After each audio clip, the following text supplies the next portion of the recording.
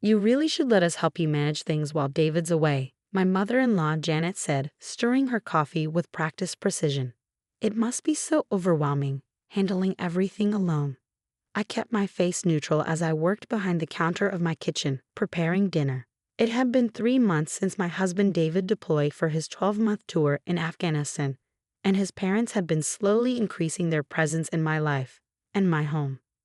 I'm managing fine, I said, chopping vegetables with perhaps more force than necessary. The bills are paid, the house is maintained, and everything's running smoothly. Of course, dear, Janet exchanged a look with her husband Robert that I'd grown to hate.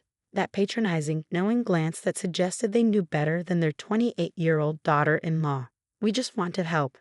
After all, this house is David's investment too. The house. It always came back to the house. The beautiful Victorian we'd bought last year, with its wraparound porch and original hardwood floors. David and I had fallen in love with it immediately, pulling our savings and taking out a mortgage together. But from the moment we signed the papers, his parents had made their disapproval clear. He should have waited to buy property until he found something better, they'd say. This neighborhood isn't really suitable.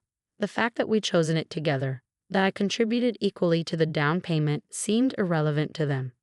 I wasn't surprised when they showed up at my door 2 weeks after David deployed, suitcases in hand. We thought you could use some company, Janet had announced, just until you get used to David being away. That was 3 months ago. They'd gradually taken over my guest room, then my kitchen, then started suggesting changes to the house. New curtains appeared without my consent. Furniture was rearranged while I was at work. Every decision I made was questioned and second-guessed. My phone buzzed, a text from David. The sight of his name made my heart leap, but I waited until I was alone to read it. These precious communications were private, something his parents didn't seem to understand. Hey love, he'd written.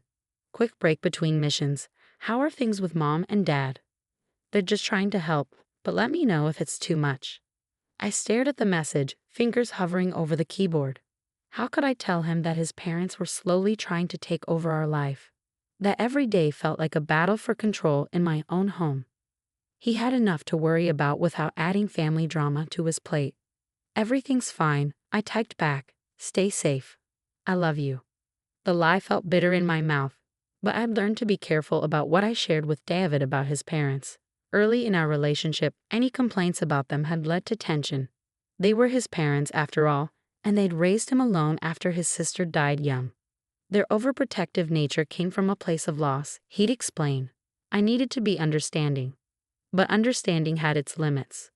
The next morning, I came downstairs to find Janet and Robert sitting at my kitchen table with a stack of papers.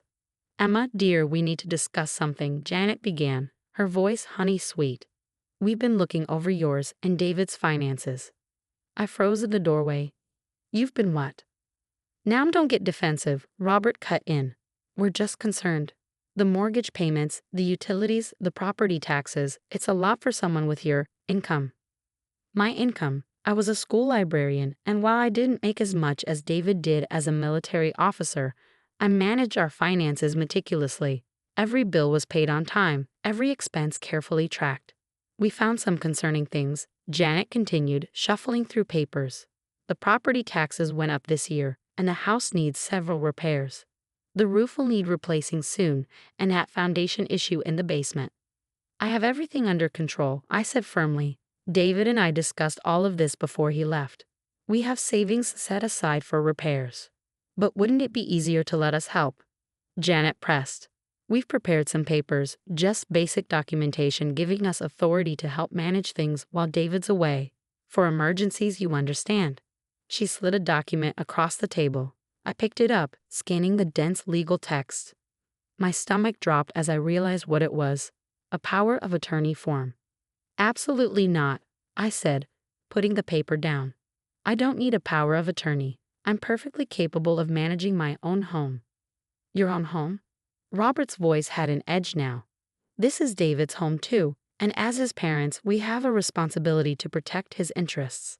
His interests are protected, I snapped, by his wife, who he chose to share his life with. The tension in the room was thick enough to cut with a knife. Janet's smile had turned brittle, and Robert's face was reddening, a sign I'd learned meant trouble was coming. Emma, Janet said slowly, I don't think you understand. We're not asking. That's when I noticed the other papers on the table, bank statements, mortgage documents, even copies of our utility bills. They've been going through our private papers, gathering ammunition. Get out, I said quietly. Excuse me? Janet's eyes widened in manufactured shock. Get out of my house. Now, and take your papers with you. They left, but the look Janet gave me as they walked out made one thing clear. This was far from over. That night, I sat in my home office, surrounded by our important documents.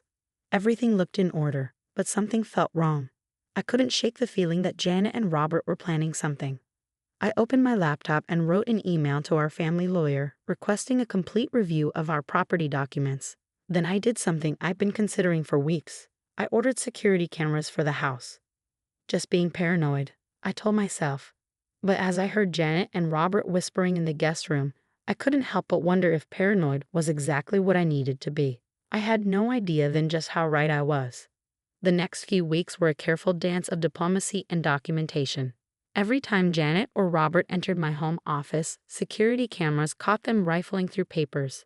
Every casual conversation about the house was recorded on my phone, which I'd taken to leaving in strategic locations around the house. Then came the day they made their move. Emma, dear, Janet called out one morning. Could you help us with something? Just need a quick signature on these insurance papers. I was running late for work, trying to gather my things while simultaneously answering emails on my phone. Janet thrust a stack of papers at me, pointing to various spots marked with sticky notes. It's just updated homeowner's insurance, she said smoothly. The agent needs it today. You trust us, don't you? Looking back, I should have read every word. But between their constant pressure and my rushing schedule, I made the mistake of trusting my in-laws. I signed where they indicated, grabbed my bag, and hurried out the door.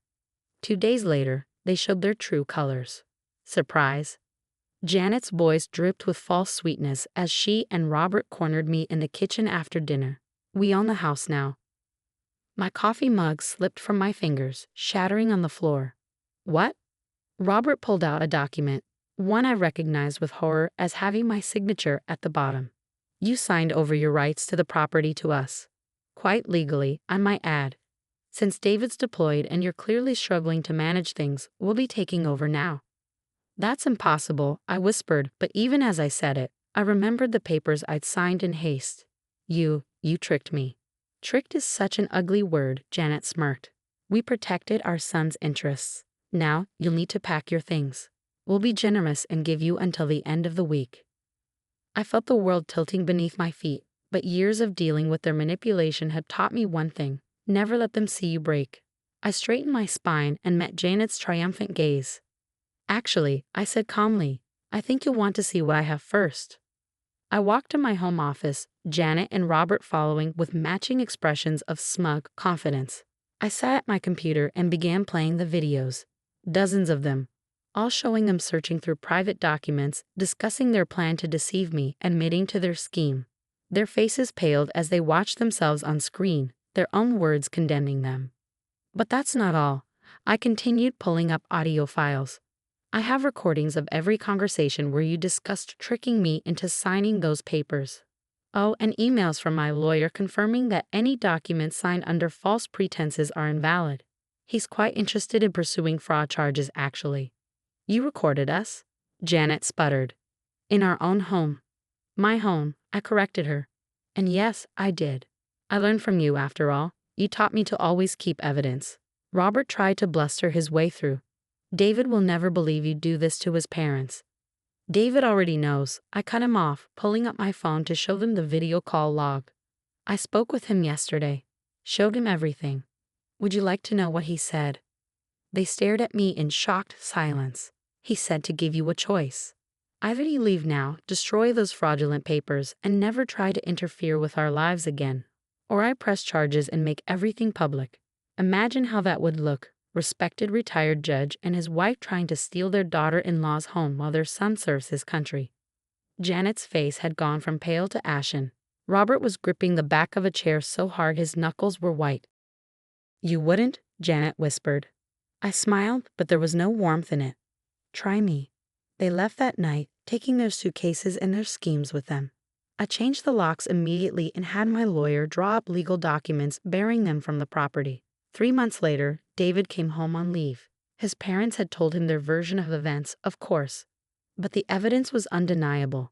He watched every video, listened to every recording, and read every document. "I'm so sorry," he said, holding me close.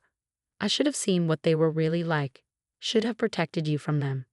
"I protected myself," I replied, "and our home." We spent his leave redecorating, erasing every trace of Janet and Robert's presence. We painted walls, bought new furniture, and made the house ours again. Before he deployed again, David added my name to every account and document that was solely in his. "No more loose ends," he said. "No more opportunities for them to interfere."